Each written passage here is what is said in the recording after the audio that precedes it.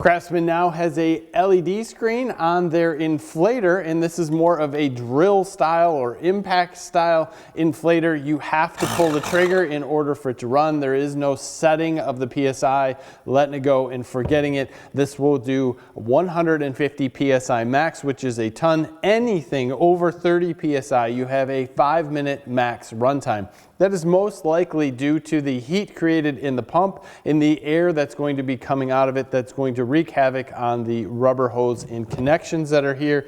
There is a metal quick disconnect on the end. Forgive me, I wish we went back to just having a standard screw on. It would help with multiple other types of different connections, man. I like quick and easy, but at the same point, screwing it on doesn't hurt. There's some things that this is hard to get onto, and I'll show you some of that later.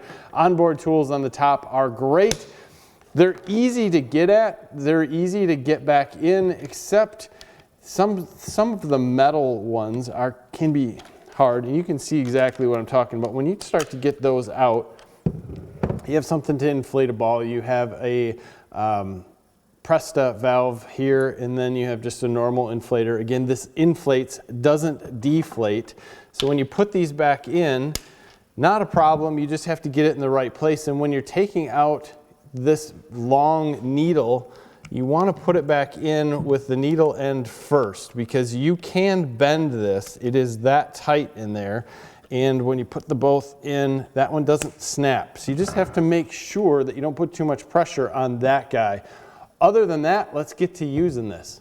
When you're using this guy, the quick connect, pop it open, throw it on, and you're gonna push it on and then drop this down, and you are most of the time connected. I'm not connected here. You can tell by turning this on, it says 0 PSI. This is the style when you're pretty deep in here that I'm not a big fan of, because there's not a lot of room to move around. It does work, yes, but I'd rather screw it on in there. 34 PSI if we want to add anything. Pull the trigger when you let go. And it goes up in half PSI increments. Not bad. You have to sit here and hold that.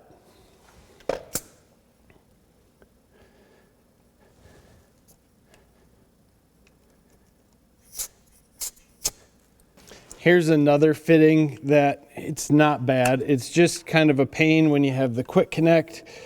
It works. I just, again, would rather screw it in. Either way, hit the trigger, 31 PSI.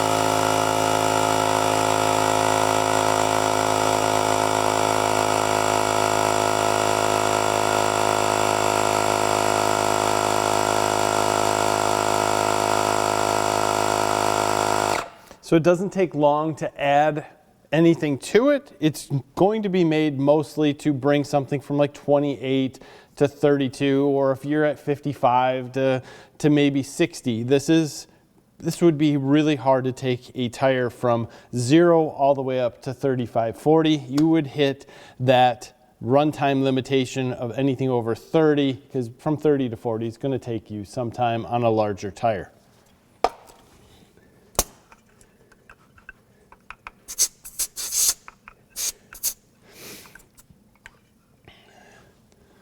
Sometimes with these, the bigger issue than getting them on is actually getting them off. And it's not that it's a huge deal. It's just that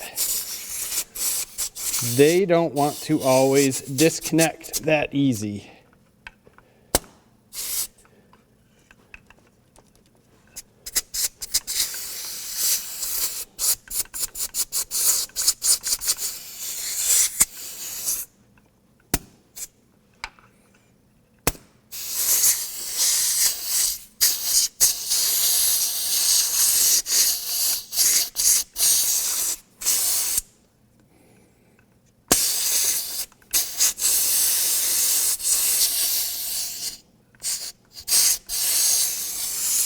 Just another reason I like my screw-ons.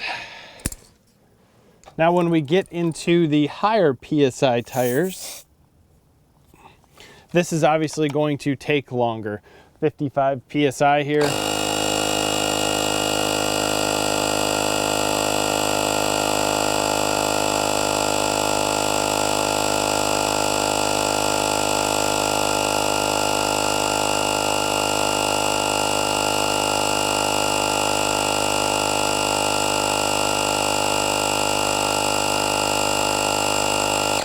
So if you could only imagine sitting here to get this up to 65 or even 70, that would be a long time. But again, this is more for, you know, if you get to the winter time, you need to add a little bit, or if you're in a pinch, you won't care if you stand here.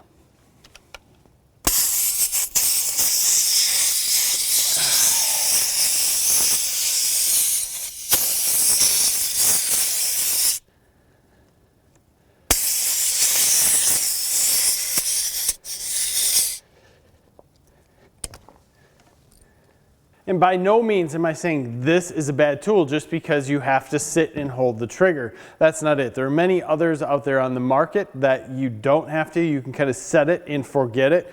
With that said, a lot of people set them from 0 psi and let them run up to 35, 40, 50, and they go over the duty cycle, and eventually you'll find that this hose on the end will come disconnected, or something else will happen on the inside of it and it will stop working. You have to pay a lot of money to get a larger duty cycle on these inflators, and a lot of people don't realize that. That's why I kind of come back to harp on the duty cycle on this. 5 minutes is what you want to run this guy for, and then give it a break, because it is going to be something that will get damaged if you continue to push and push and push.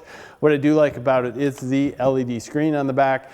You can stop pumping things up immediately, see exactly where you're at. Very, very easy to use, very easy to take somewhere with you, throw in the back of the car, have just in case you need it. I think this is actually a good tool for the right person. It's just going to depend on what you want. If you need something at home to pump up some basketballs, to maybe inflate a small, I guess, inner tube, but you're not going to go too heavy, but again, that's not going to be over 30 psi, so you're fine. Let her rip. But you get over that 30 psi area and make sure that you're not doing more than 5 minutes. I think after 5 minutes of sitting and holding this anyway, you might be at the point of 150 psi is going to be a ton for this guy. So if you're going to use this on semi-truck tires, man, that's just going to take you a long time, and you're going to be sick of holding on to it, and you're going to run into that 5-minute limit pretty quickly. All in all, not a bad tool. I like it. It's got its uses. The end on here, again, I wish they would just get away from quick connects. I know a lot of people feel differently than me. That's why they're putting these on here. I like to just screw them on, screw them off. I don't have to deal with weird things with it and them wearing out or leaking, anything. Either way, let me know in the comments what you think. What would you rather have? Talk to me. Give me a like in this video. Subscribe to the channel if you haven't already. Thank you for your time. Have a great day.